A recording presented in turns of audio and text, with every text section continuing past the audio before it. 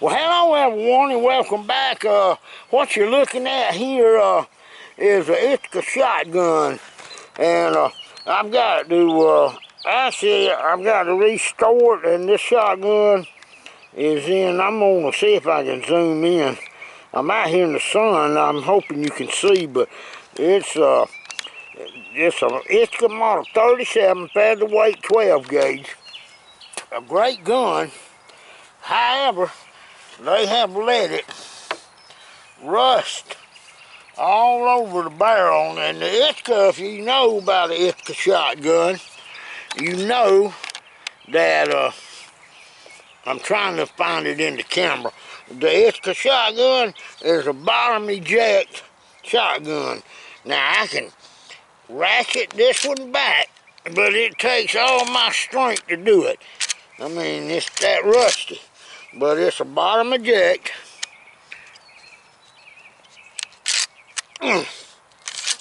Right there, it ain't loaded, that's for sure. I'm not gonna work on a loaded gun, but look at the barrel. I mean, it's just got terrible rust. And it's a great shotgun. They even use these in World War II. And they actually used them in the Korean War and some in Vietnam. Somebody's put red markings up here. I'm not sure why they did that. It looks like if you follow them markings, you're going to be shooting over your target. But anyway, I take all that off. I got to clean the wood up. The wood's nasty, dirty, but everything's there. It's a complete shotgun. But I'm not going to make you sit here and watch me take it apart, because there's 100 videos online about how to take an Ithaca apart. But I am going to show you how to clean it. I'm going to show you some pointers and what to do about the screws. If you notice, there's screws on the left and the screws on the right. And what I'm going to do is, I'm going to go in there and take this gun apart and completely clean it. And I may need to touch up some bluing on the barrel. It's a bent rib barrel also, as you can see, which that makes it even more harder to clean up.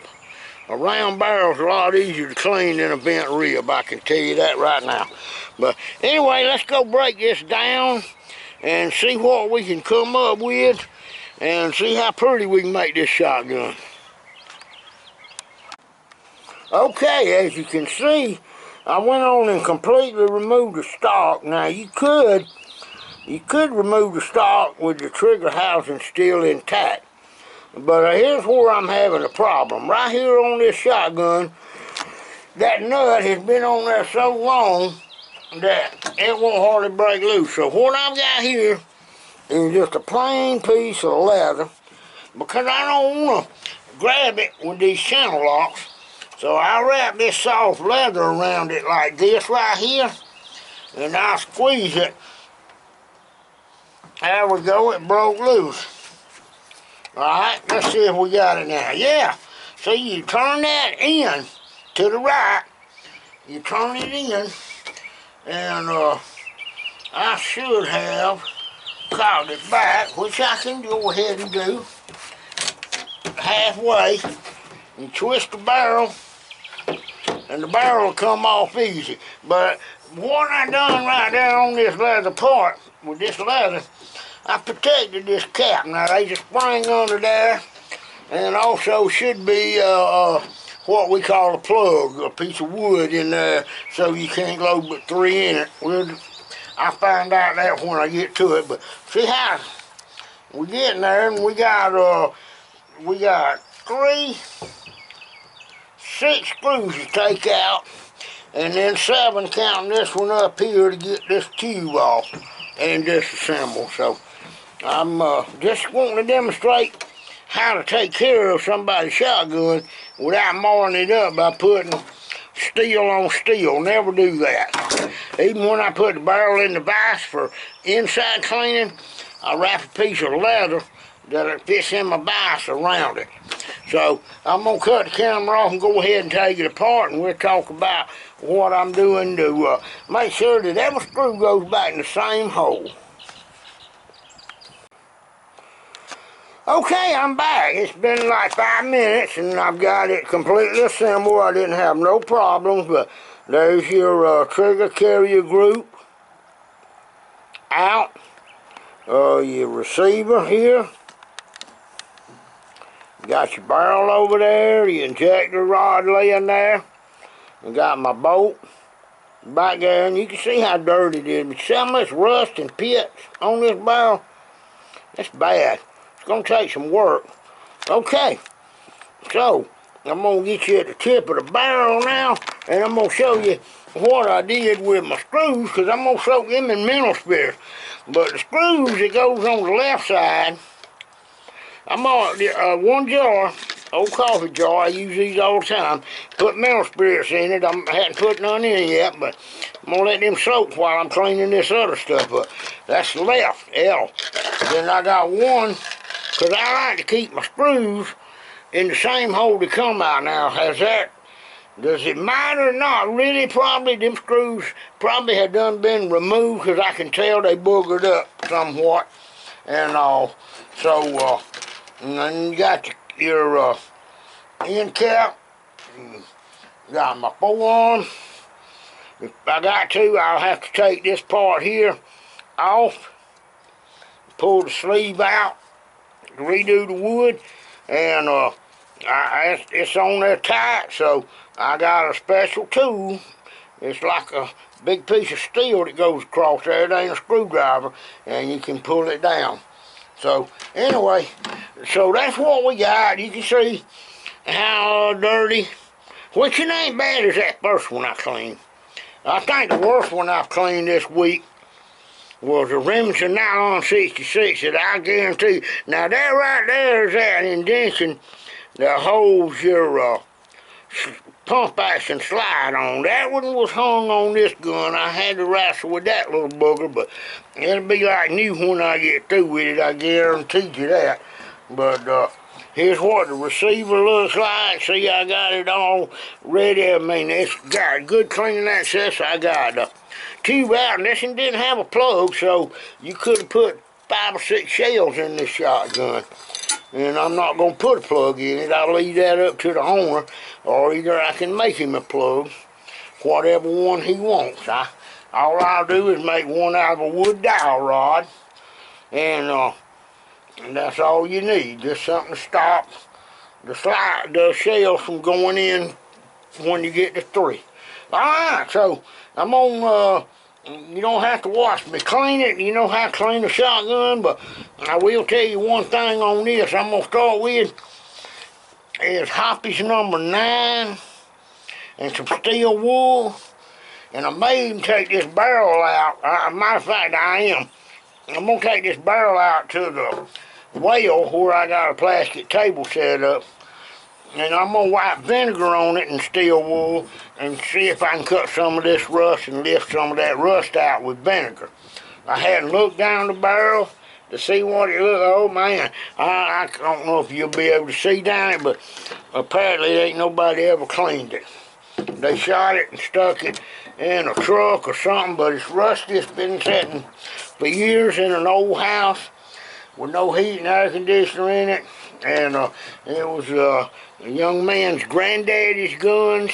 I've got a bunch of them to clean, and I'm restoring them up and making them look like new for him. So y'all stand by for whatever part I need to explain to you coming up. Appreciate you coming by and watching the video. This is a great shotgun, though. I mean, this right here was one of my favorites. It just works. That's all I can say. Them guns worked.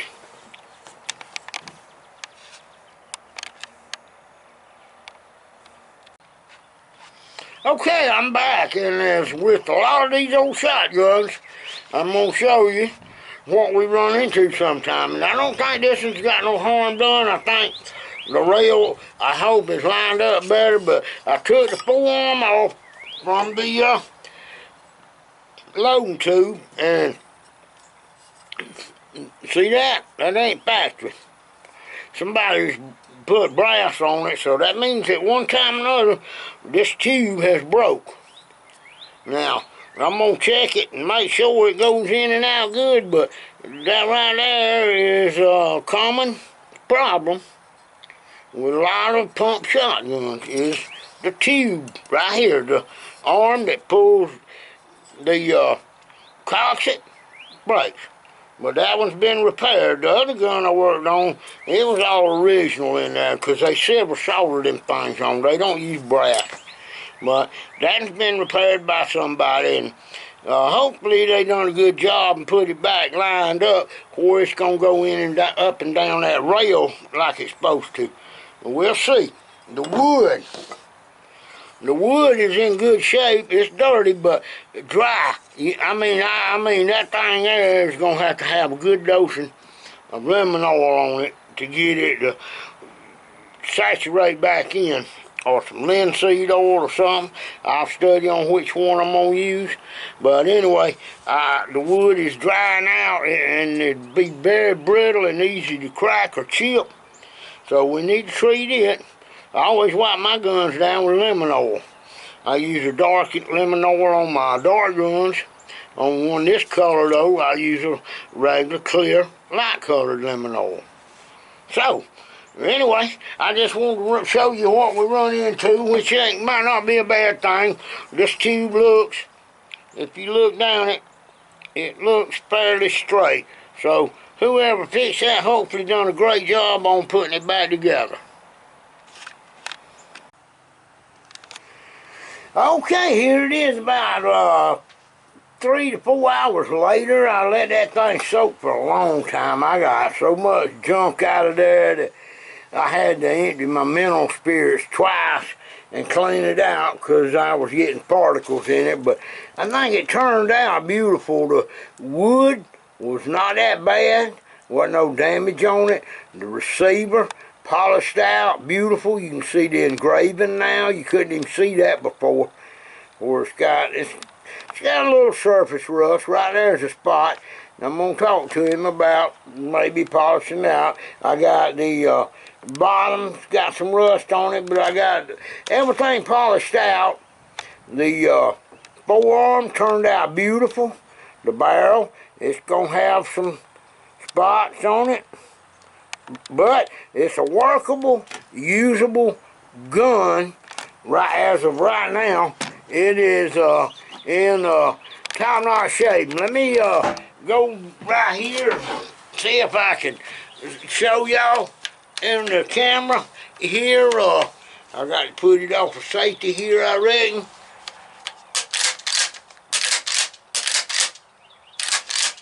I mean, that thing's slick. Just as slick as glass. Safety works great on it, so everything's in good shape on it. So that's this side of the gun is looking good.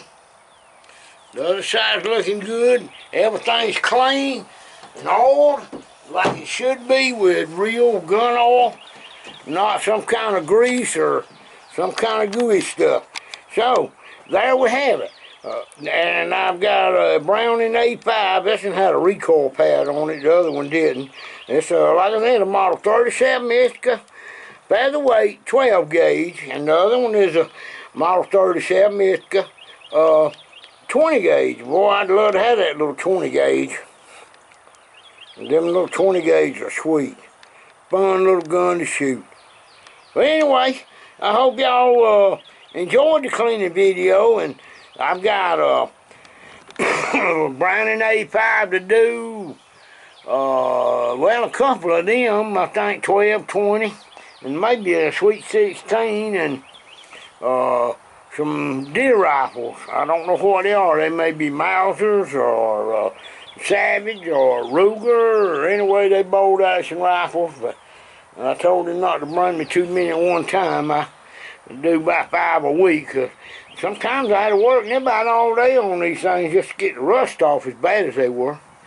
Anyway, we get them all back in working order, and I'm going to tell them how to take care of them and put them in a safe and keep them on. And I'd suggest if you're not going to use them or touch, if you're going to touch a gun, be sure to wipe it off your fingers. When you go up there and touch a gun like this, just leaving a fingerprint on it can rust.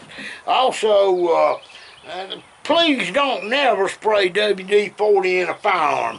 I went to Gunsmithing Academy, and they had some examples of guns that had a brown build-up varnish on revolvers and all that wasn't even working.